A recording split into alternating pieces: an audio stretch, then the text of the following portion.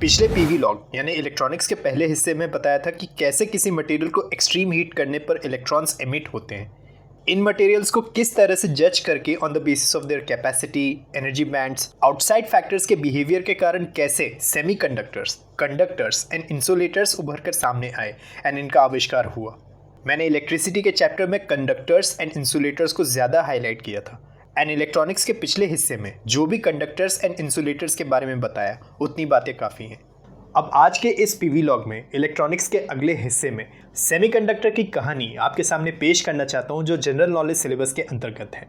मेरा नाम है राहुल रग्गारे और आप देख रहे हैं प्रेजेंटेशन वीडियो लॉग, जिसमें आज इस बेसिक फिजिक्स का चैप्टर नंबर 13 इलेक्ट्रॉनिक्स का आगे का हिस्सा सेमीकंडक्टर्स का संक्षिप्त परिचय आपके सामने पेश करना चाहता हूँ।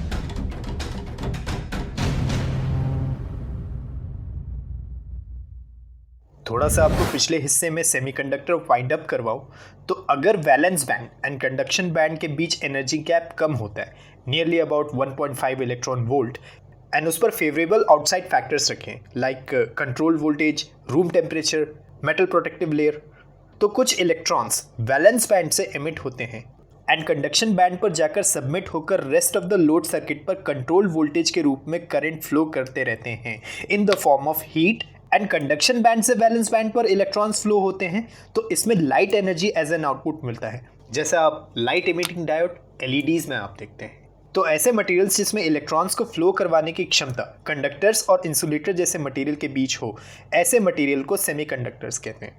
इतना इंट्रोडक्शन और इस मटेरियल के एग्जाम्पल एंड प्रॉपर्टीज पिछले हिस्से में बताया था, so I don't want to repeat it again, so better we move on to the next topic.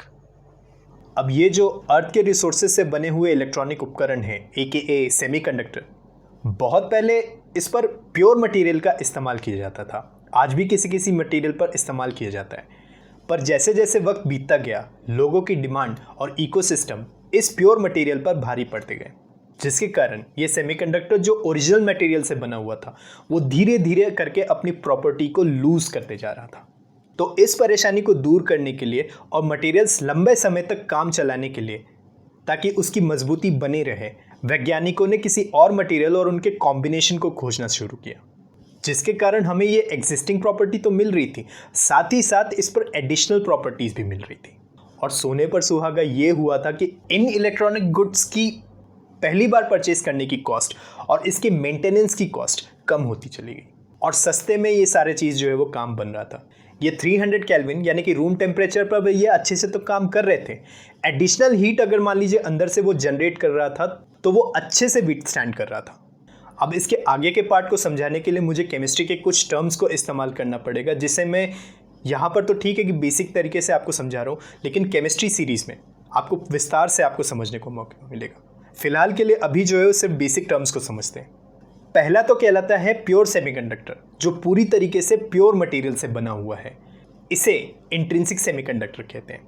इसके एग्जाम्पल की बात करूं तो सिलिकॉन एंड जर्मेनियम एलिमेंट्स होते हैं। मैंने पिछले पीवी लॉग यानी कि इलेक्ट्रॉनिक्स के पहले हिस्से में कहा था कि एब्सोल्यूट टेम्परेचर यानी कि 0 केल्विन पर कोई भी इलेक्ट्रॉनिक गुड्स जो है वो काम नहीं करते हैं, which means zero conductivity in 0 kelvin. ये कैसे हुआ, आइए आपको इस चीज़ को समझाता हूँ। ये जो आप इस समय इस वेबसाइट मीडिया के स्क्रीन में देख रहे हैं, ये सिलिकॉन सेमीकंडक्टर मटेरियल का एक हिस्सा आपके सामने पेश कर रहा हूँ। मजाक नहीं कर रहा हूँ, सच में ऐसा होता है। जस्ट इसके इंटरनल स्ट्रक्चर आपको दिखाने की कोशिश कर रहा हूँ। तो अभी आपको इसकी इलेक्ट्रॉन होल पेयर थ्योरी को एक्सप्लेन करने के लिए एक 1:1 रेशियो का, जैसे इंस्टाग्राम में क्रिएटिव और पोस्ट होते हैं, वैसे ही आपके सामने जो है वो एक बॉक्स कंसीडर कर रहा हूँ। ये बॉक्स इसलिए कंसीडर कर रहा हूँ क्योंकि इसके अंदर की चीज़ आपको जो है वो जूम इन करके दिखानी है। इस बॉक्स के बाहर की चीज़ आप थोड़ी देर के लिए भूल जाइए, मैं जस्ट एक हिस्सा आपको एक्सप्लेन करने की कोशिश कर रहा हूँ। तो इस समय आप अभी 3x3 मैट्रिक्स का स्ट्रक्चर देख रहे हैं, जूम्ड इन स्ट्रक्चर। यहाँ पर इस समय आप ये एक तरह से कहना चाहिए कि क्रिस्टलाइन स्ट्रक्चर आप देख रहे हैं। ध्यान दीजिए, मैं यहाँ पर क्रिस्टलाइन कह रहा हूँ, इसका मतलब फिक्स्ड प्रोपोर्शन पर वो सारे सिलिकॉन के मॉलिक्यूल्स इस मटेरियल के अंदर बॉन्डेड होंगे 0 केल्विन में। और सिलिकॉन एंड जर्मेनियम का जब हुंड्स रूल अप्लाई करके इलेक्ट्रॉनिक कन्फिग्रेशन निकालते हैं, जैसे अभी ये सिलिकॉन को कंसीडर कर रहा हूँ जिसका एटॉमिक नंबर 14 होता है, तो उसके आउटर शेल यानी कि हाईएस्ट शेल में 4 इलेक्ट्रॉन्स होते। तो ये जो जूम्ड इन स्ट्रक्चर, क्रिस्टलाइन स्ट्रक्चर जो आप देख रहे हैं, जो इस वाइट बॉक्स के अंदर है, यहाँ पर हर सिलिकॉन एटम का एक इलेक्ट्रॉन दूसरे सिलिकॉन एटम के एक इलेक्ट्रॉन से जुड़ा रहेगा। जैसे केमिस्ट्री में शेयरिंग ऑफ इलेक्ट्रॉन को कोवेलेंट बॉन्ड कहते हैं, ऐसे ही सिलिकॉन का दूसरा इलेक्ट्रॉन किसी और सिलिकॉन के दूसरे इलेक्ट्रॉन से जुड़ा रहेगा। सिलिकॉन का तीसरा इलेक्ट्रॉन बगल वाले सिलिकॉन के एक इलेक्ट्रॉन से जुड़ा रहेगा एंड चौथा इलेक्ट्रॉन किसी और सिलिकॉन एटम के इलेक्ट्रॉन से जुड़ा रहेगा। तो ये इलेक्ट्रॉन्स एक दूसरे के साथ कंबाइन हो जाएंगे और कोवेलेंट बॉन्ड जनरेट करेंगे, क्योंकि ये सिलिकॉन एटम्स इलेक्ट्रॉन्स को शेयर कर रहे हैं। एज यू कैन सी, एक तरह से सभी इलेक्ट्रॉन्स यहाँ पर जो है वो पेयर अप हो चुके हैं। जब सभी इलेक्ट्रॉन्स शेयर करके बॉन्ड बना लिए हैं तो कोई इलेक्ट्रॉन यहाँ पर एज यू कैन सी यहाँ पर बचा नहीं है इस एब्सोल्यूट टेम्परेचर में, यानी कि 0 केल्विन पर ये इंट्रिंसिक सेमीकंडक्टर एक इंसुलेटर की तरह बिहेव करेगा। पर जब इस मटेरियल का टेम्परेचर बढ़ाते हैं यानी कि 300 केल्विन तक, तो इनमें से कोई एक कोवेलेंट बॉन्ड टूटने लगेंगे। इस एक्टिविटी के दौरान सिलिकॉन का एक इलेक्ट्रॉन अपनी जगह से उठ जाएगा और वो इलेक्ट्रॉन की जगह खाली हो जाएगी। एज यू कैन सी यहाँ पर 300 केल्विन पर ये इलेक्ट्रॉन जो है वो एक जगह से दूसरी जगह पर खाली हो रहा है और वो एक सर्कुलर आउटलाइन यहाँ पर दिखा रहा है। और ये जो ब्लू और डॉटेड ओवल आप देख रहे हैं, ये एक तरह से मैं ये रिप्रेजेंट करने की कोशिश कर रहा हूँ कि कोवेलेंट बॉन्ड यहाँ पर टूट रहा है। तो ये जो रेड आउटलाइन सर्कल आप देख रहे हैं, ये एक तरह से होल कहलाता है, इलेक्ट्रॉन की खाली जगह। यानी कि पहले इसमें इलेक्ट्रॉन था, अब वो इलेक्ट्रॉन की जगह जो है वो खाली हो गई है, तो वो एक तरह से इलेक्ट्रॉन की सीट कहलाती है, यानी कि इसको होल रिप्रेजेंट करते हैं। एंड जो इलेक्ट्रॉन इस कोवेलेंट बॉन्ड से अलग हुआ, इसे फ्री इलेक्ट्रॉन कहा जाएगा। पे अटेंशन, यहाँ पर मैंने फ्री इलेक्ट्रॉन कहा है, एक्स्ट्रा इलेक्ट्रॉन नहीं कहा है। और ये इसलिए भी फ्री इलेक्ट्रॉन कहलाता है क्योंकि यहाँ पर एक जैसे बिहेव करने वाले एटम से बना हुआ है, ना कि किसी दूसरे एलिमेंट के एटम से। अब ये फ्री इलेक्ट्रॉन यहाँ इस वैलेंस बैंड से निकलते हैं एंड कंडक्शन बैंड पर जाते हैं एंड प्रोसेस कंप्लीट होने के बाद अपनी कंडक्टिविटी शो करते हैं।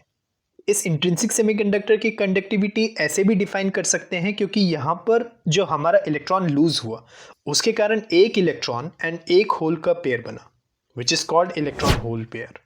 इस इंट्रिंसिक सेमीकंडक्टर में रूम टेम्परेचर पर कंडक्टिविटी तो मिल रही थी, लेकिन ना के बराबर। Yes, it was showing negligible conductivity. तो इस दिक्कत को दूर करने के लिए हम दूसरे एलिमेंट्स एंड उसके कॉम्बिनेशन पर जाएंगे, जिसे केमिस्ट्री की तहजीब में इम्प्यूरिटीज कहते हैं। अब इम्प्यूरिटीज को एडअप करने का मतलब ये नहीं है कि कुछ भी प्रोपोर्शन पे आपने डाल दिया और सेमीकंडक्टर मटेरियल बन गया, नहीं। इसके लिए बाकायदा से प्रक्रिया होती है जिससे कंडक्टिविटी तो शो करे ही करे, हर टेम्परेचर में और लंबे समय तक ये मटेरियल ड्यूरेबल भी रहे, साथ ही साथ कुछ और एडिशनल प्रॉपर्टीज़ भी जनरेट करें, जैसे हीट एनर्जी के साथ साथ लाइट एनर्जी भी जनरेट करना, इलेक्ट्रिक फील्ड को जनरेट करना एंड सही टाइम एंड प्रॉपर प्रोग्रामिंग से सही समय में करंट को दिखाना, वो भी कंट्रोल्ड अमाउंट पर। तो ऐसी चीज़ों को बनाने के लिए वैज्ञानिकों ने कई तरह के मानक और मापदंडों को दुनिया के सामने रखा, जिसे हम सब इंजीनियरिंग में, खासतौर से इलेक्ट्रॉनिक्स एंड कम्युनिकेशन इंजीनियरिंग में electronics end devices and circuits and IC fabrication में पढ़ा जाता है, जैसे कि mass action law, Fermi energy level, ion concentration, impurity ratio, कई तरह के उत्पन्न होने वाले करंट एंड वोल्टेजेस जैसे लीकेज करंट, ब्रेकडाउन वोल्टेज, इसके अलावा डिफ्यूजन, बाइसिंग, लाइफ टाइम्स और भी कई तरह के टर्मिनोलॉजीज को ध्यान में रखते हुए एप्रोप्रिएट तादाद में इम्प्योरिटीज़ को एडप्ट किया जाता है। तो इंसिडेंट बेस मटेरियल में यानी कि सिलिकॉन में किसी इम्प्योरिटीज़ को मिलाना, ये इम्प्यूरिटी जो कि डोपेंट कहलाता है, जिससे एक नया तरीके का सेमीकंडक्टर बनता है, इस प्रक्रिया को डोपिंग कहते हैं। एंड देन मॉडरेट डोपिंग की प्रक्रिया को इस्तेमाल करते हुए जो सेमीकंडक्टर बनता है, अब वो चीज़ इंट्रिंसिक ना होकर एक्सट्रिंसिक सेमीकंडक्टर कहलाएगा। अब ये एक्सट्रिंसिक सेमीकंडक्टर दो तरह के होते हैं।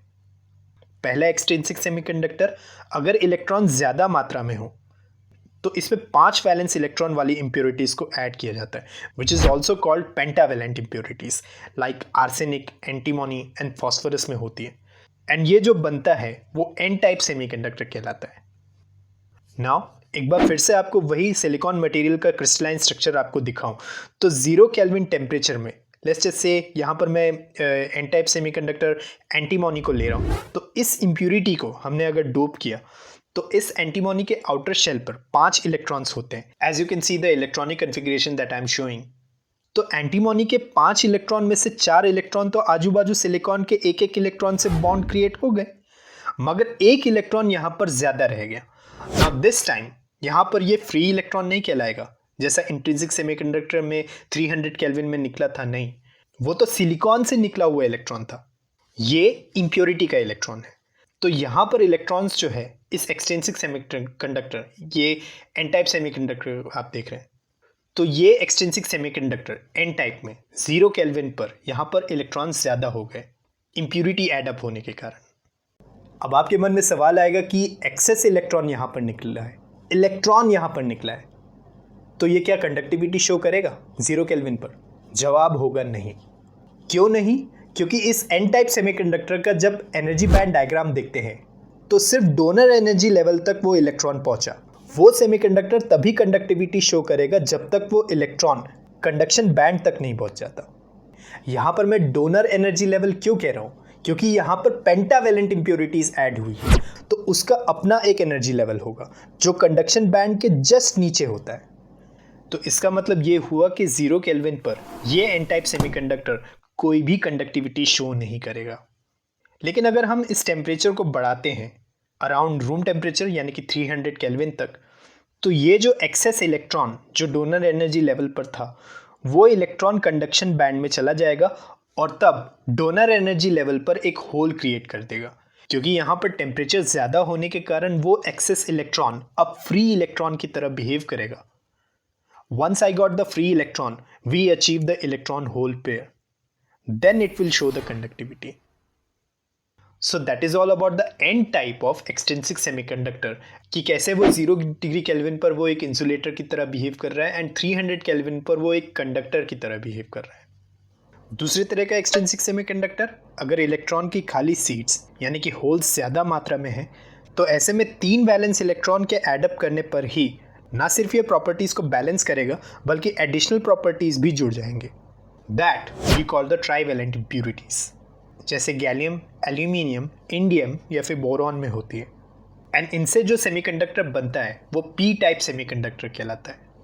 नाउ इस मटेरियल में क्रिस्टलाइन स्ट्रक्चर की कहानी थोड़ी सी अलग हो जाती है। 0 केल्विन टेम्परेचर में लेट्स जस्ट से इंडियम हम इम्प्योरिटी ऐड करते हैं, इस प्योर सेमीकंडक्टर में डूब किया, तो इसमें आजू बाजू सिलिकॉन के एक एक इलेक्ट्रॉन से इंडियम एटम के सभी आउटर शेल 3 इलेक्ट्रॉन्स के साथ पेयरअप हो जाएंगे, मगर वो एक इलेक्ट्रॉन का स्पेस खाली रह गया। तो ऑब्वियस है कि जब इलेक्ट्रॉन है ही नहीं तो 0 केल्विन में ये मटेरियल कोई भी कंडक्टिविटी शो नहीं करेगा, क्योंकि पी टाइप सेमीकंडक्टर के एनर्जी बैंड डायग्राम में वो इलेक्ट्रॉन एक्सेप्टर एनर्जी लेवल तक ही सिमट कर रह गया। ये acceptor energy level valence band से जस्ट ऊपर होता है। लेकिन अगर इसका टेम्परेचर 300 केल्विन रखे तो इसके आजू बाजू के कोवेलेंट बॉन्ड्स टूटने लगेंगे, वहाँ से वो इलेक्ट्रॉन अलग होने लगेगा एंड बदले में एक नया इलेक्ट्रॉन होल पेयर जनरेट होगा। ये निकला हुआ इलेक्ट्रॉन पहले के डोप बने हुए जो इलेक्ट्रॉन का स्पेस खाली था वो उस पर ऑक्यूपाई हो जाएगा एंड कोवेलेंट बॉन्ड बना देगा। नोटिस करना यहाँ पर 2 चीज़ें हुई, एक नया इलेक्ट्रॉन होल पेयर बना और यहाँ पर एक और होल का निर्माण हुआ, यानी पहले भी होल था अब भी होल रह गया। और यही कारण है कि पी टाइप सेमीकंडक्टर में होल्स मेजॉरिटी में रहते हैं और एन टाइप सेमीकंडक्टर में इलेक्ट्रॉन्स मेजॉरिटी में होते हैं। एक बार फिर से बताता हूँ, 300 केल्विन में जब पी टाइप सेमीकंडक्टर को हीटअप किया तो 2 चीज़ें हुई, एक नया इलेक्ट्रॉन होल पेयर बना और एक और होल का निर्माण हुआ। जब इसमें इलेक्ट्रॉन होल पेयर बना तब इस दौरान वो इलेक्ट्रॉन वैलेंस बैंड से एक्सेप्टर एनर्जी लेवल तक गए ताकि वो बाकी से कोवेलेंट बॉन्डिंग हो पाए और ये जो फ्री इलेक्ट्रॉन जो हमारा निकला जो कि कम तादाद में पाया गया ये डायरेक्टली वैलेंस बैंड से कंडक्शन बैंड पर चला जाएगा। तब जाके कह सकता हूँ कि इस पी टाइप सेमीकंडक्टर में कोई कंडक्टिविटी शो करेगा।